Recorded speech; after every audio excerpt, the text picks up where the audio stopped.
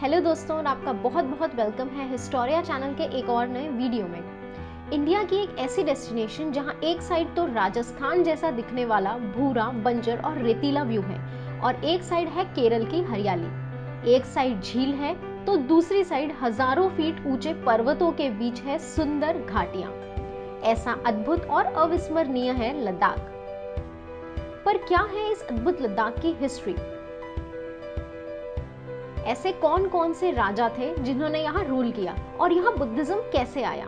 लद्दाख कैसे जम्मू एंड कश्मीर का हिस्सा बना और चाइना का इसमें क्या इन्वॉल्वमेंट है? ये सब जानेंगे हम इस वीडियो में। तो आप वीडियो के एंड तक बने रहिएगा और इस वीडियो को लाइक जरूर कर दीजिएगा क्योंकि ये इन्फॉर्मेशन आपको और कहीं नहीं मिलेगी। तो स्टार्ट करते हैं। लद्दाख की हिस्ट्री को हम इन 5 फेजेस में समझ सकते हैं। अर्ली हिस्ट्री यानी कि आरंभिक इतिहास, तिब्बती राजवंश, नामग्याल राजवंश, डोगरा नियम और ब्रिटिश रूल। लद्दाख के बारे में दोस्तों 7वीं सदी से ही जानकारी उपलब्ध है।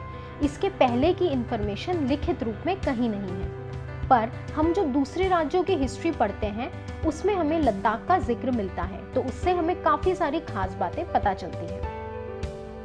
तो देखते हैं लद्दाख का आरंभिक इतिहास। लद्दाख में बसने वाले सबसे पहले समुदाय थे दार्द समुदाय। दार्द समुदाय एक इंडो आर्यन रेस है। ये समूह उत्तरी पाकिस्तान, उत्तरी भारत और पूर्वी अफगानिस्तान में रहते थे। 1st सेंचुरी एडी में यहाँ पर कुशन डायनेस्टी का राज था जो कि अफगानिस्तान से आए थे और ये एक समधर्मीय राज्य था, मतलब यहाँ पे अलग अलग धर्मों का पालन किया जाता था। बुद्धिज्म, ज़ोरास्ट्रियनिज्म और हिंदुइज्म यहाँ पे फॉलो किए जाते थे। लद्दाख में तिब्बती राजवंश कैसे आया?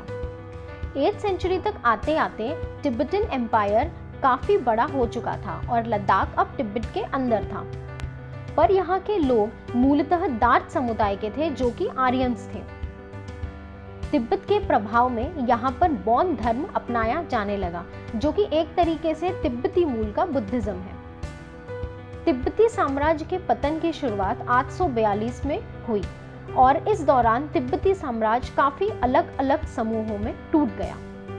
975 से 1000 एडी तक न्यामागोन जो कि तिब्बत के शाही खानदान के सदस्य थे, उन्होंने लद्दाख पर राज किया।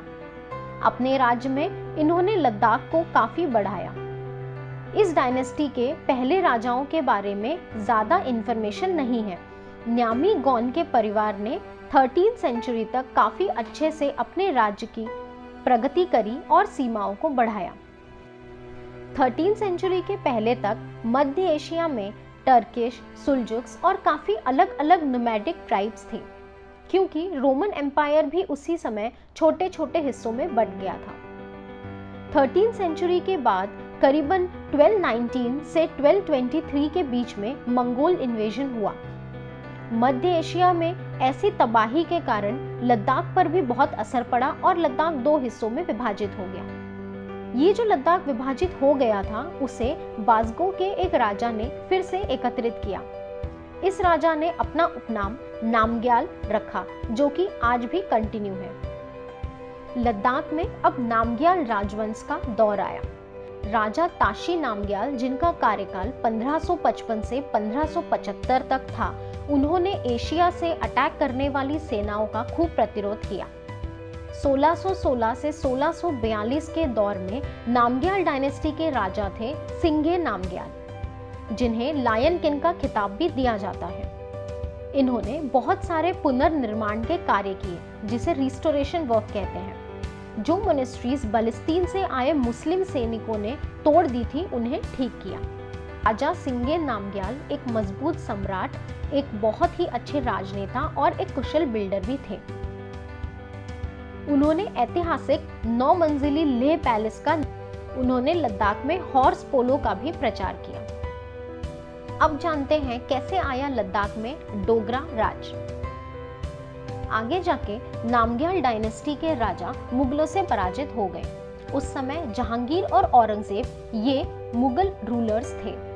भारत में मुगल्स करीब 19th सेंचुरी तक रहे। उसके बाद मुगल्स का भी पतन शुरू हो गया और पंजाब और कश्मीर में सिख रूलर आए। जम्मू के डोगरा इलाके में राजपूत राजा गुलाब सिंह थे। 1834 में लद्दाख के राजा शिषपाल नामग्याल पर डोगरा राजा गुलाब सिंह के जनरल जोरावर सिंह ने हमला कर दिया और लद्दाख डोगरा के कंट्रोल में चला गया।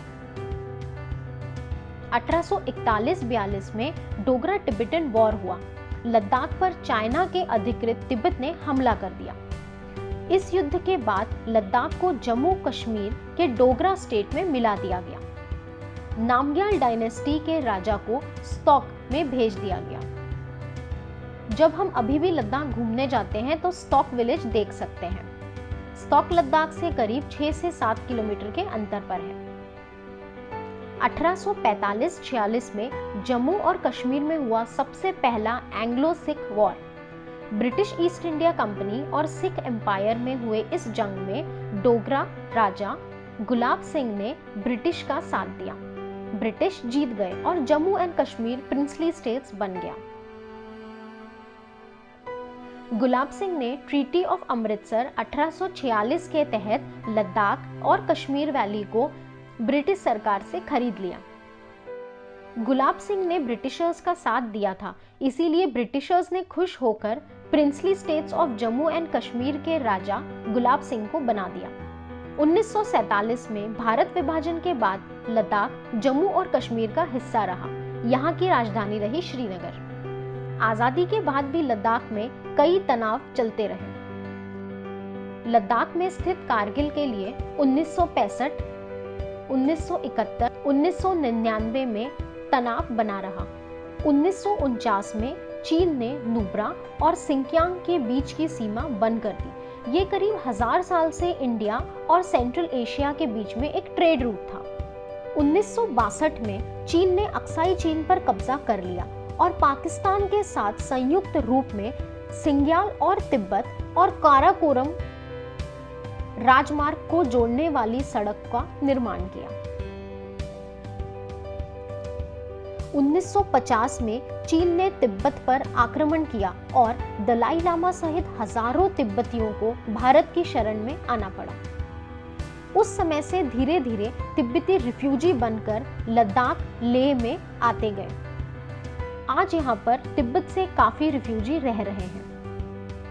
पार्टीशन के बाद से ही लद्दाख को श्रीनगर से जम्मू एंड कश्मीर की स्टेट संभालती थी। भारत सरकार द्वारा 31 अक्टूबर 2019 को एक रिफॉर्म लाया गया जिसके तहत जम्मू और कश्मीर और बाकी के हिस्से लद्दाख से अलग हो गए। तो इस तरीके से लद्दाख अब एक अलग यूनियन टेरिटरी है। तो दोस्तों, आप अगली बार जब लद्दाख जाएंगे तो वहाँ पे जब आप घूमेंगे तो ये सब हिस्ट्री आप अपने माइंड में रखिएगा। और जब भी आप मोनेस्ट्रीज विजिट करेंगे, वहाँ का कोई भी लोकल साइट सीइंग विजिट करेंगे तो ज़रूर इन सब चीज़ों को आप रिलेट कर पाएंगे इजीली। लद्दाख के कल्चर में आज भी तिब्बती कल्चर का बहुत इन्फ्लुएंस है। जब आप वहाँ पे जाएंगे तो आप ये चीज़ ऑब्जर्व करेंगे। आपको हमारा वीडियो कैसा लगा आप हमें कमेंट सेक्शन में ज़रूर लिख के बताइएगा। आप लोगों ने लद्दाख के तो बहुत फोटोज़ शेयर करे होंगे क्योंकि वो बहुत ही ब्यूटीफुल होते हैं, तो आप उसकी हिस्ट्री के बारे में ये वीडियो भी अपने फ्रेंड्स के साथ शेयर करिएगा। मिलते हैं अगले वीडियो में।